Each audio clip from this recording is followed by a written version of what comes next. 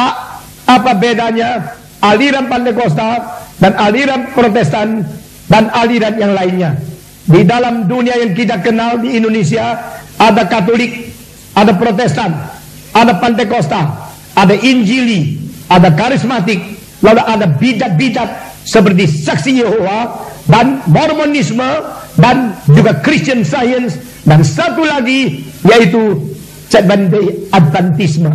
Saudara-saudara, Advent dan Saksi Yehova, Mormon dan Christian Science ini disebut keempat bidat yang berasal dari Amerika.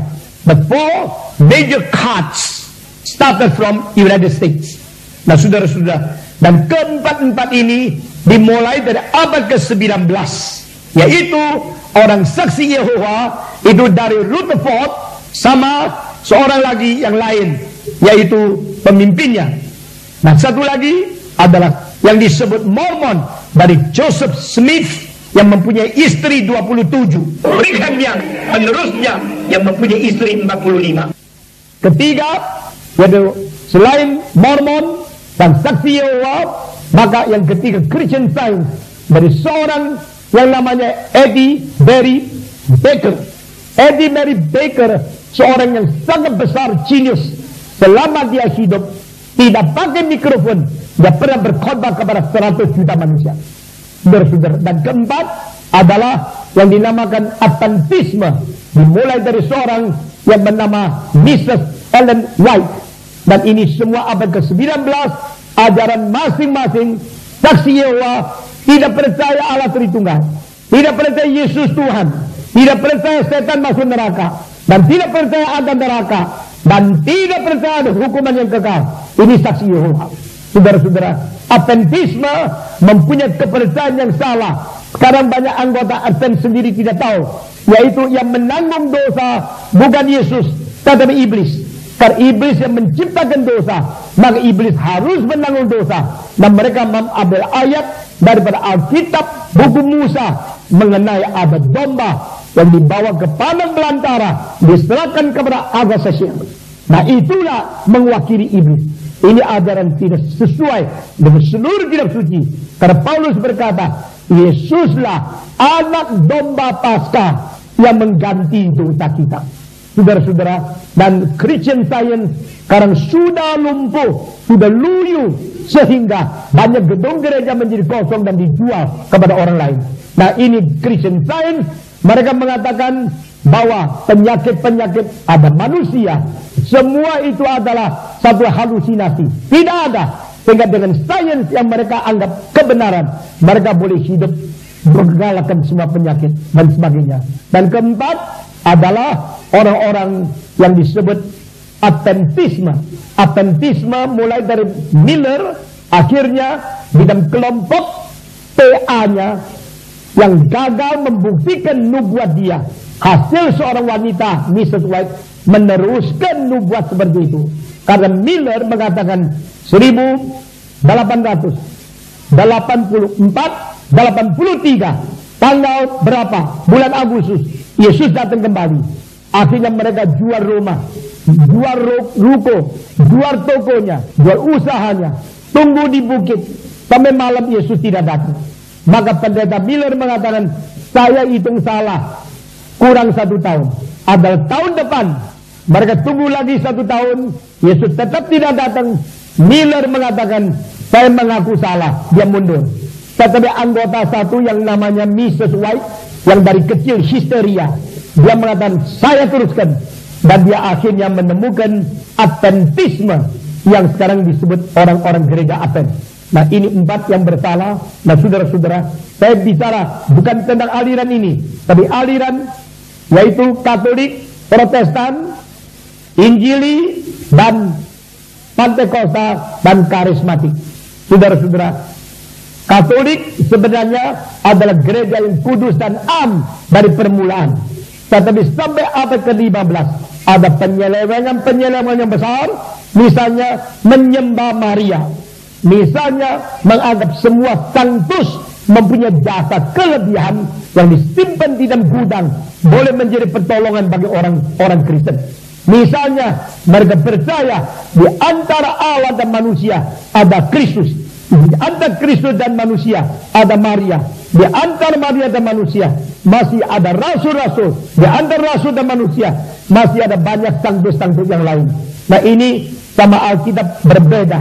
Sehingga perbedaan paling besar Katolik dengan Protestan adalah dua hal. Pertama, Katolik menganggap otoritas tertinggi adalah konsili dan paus yang menjadi wakil Kristus. Protestan mengatakan otoritas tertinggi adalah firman Tuhan, sola scriptura. Ini bedanya. Kedua, Katolik percaya selain Yesus masih ada pengantara-pengantara yang lain.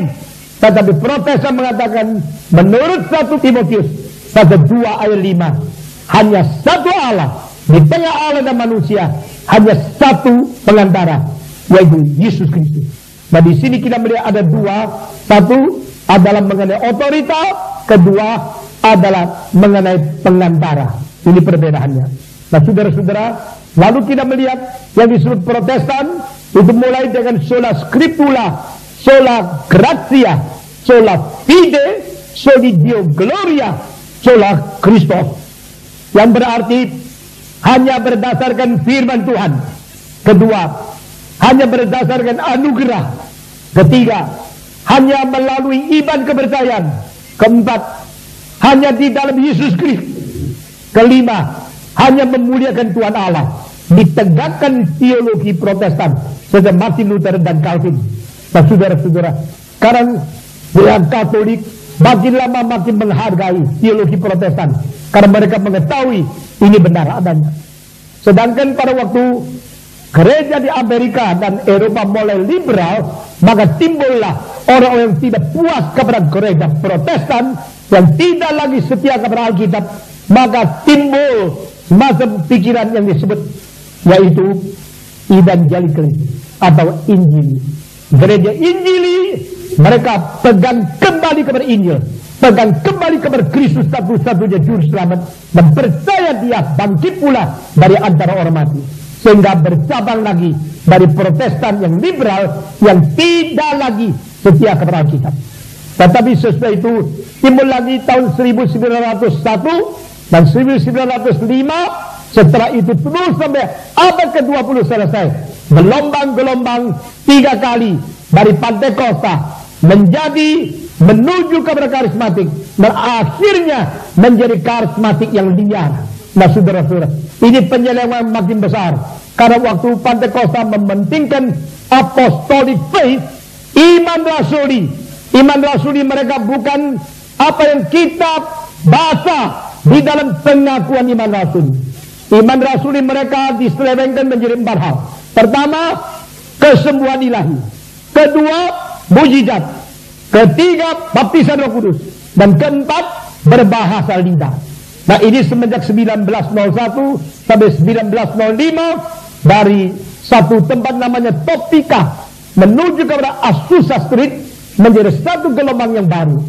Tahun 50-an, gelombang yang baru yang mendirikan gereja Pantekosta berubah alur, lalu mereka tidak lagi dirikan gereja, selundup ke gereja-gereja semua untuk membuat banyak orang Kristen belajar bahasa lidah, percaya kepada baptisan Roh Kudus dan sebagainya.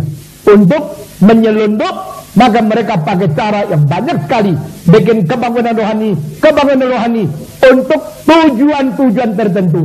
Dan mereka selalu menyanyi, kita bersaudara dalam Tuhan, kita bersaudara dalam Tuhan. Tetapi kalau saudara ke rumah gereja mereka bersaudara, mereka tidak mau masuk ke rumah gereja saudara. Tahun 80-an, gelombang menjadi ketiga, Toronto Blessing. Nah, mereka mentumbang tangan, orang jatuh, gebrak ke belakang, menjadi pingsan, tidak sadar. Ini semua melawan Alkitab. Saudara-saudara, maka ini alur dan itu arus-arus teologi yang bermacam-macam. Saudara harus kembali baca kitab suci, belajar baik-baik. Dan kami mendirikan gerakan Reform Injili. Bukan kami yang ingin mendirikan gereja sini. Kecuali Tuhan pimpin, kami tidak rencana mencatat namamu, setelah bertobat, kumpulkan kamu, mendirikan gereja. Tidak. Kecuali Anda, saudara, cari kebenaran, Anda sendiri bikin persetujuan, dan Tuhan pimpin. Kalau tidak, kita tidak campur. Saudara-saudara, arus Dan buku yang kita jual, khotbah yang kita berikan adalah membuat engkau sadar dan engkau setia boleh tetap di gereja sendiri dan setia kepada Tuhan dengan ajaran yang Alkitab bercatat.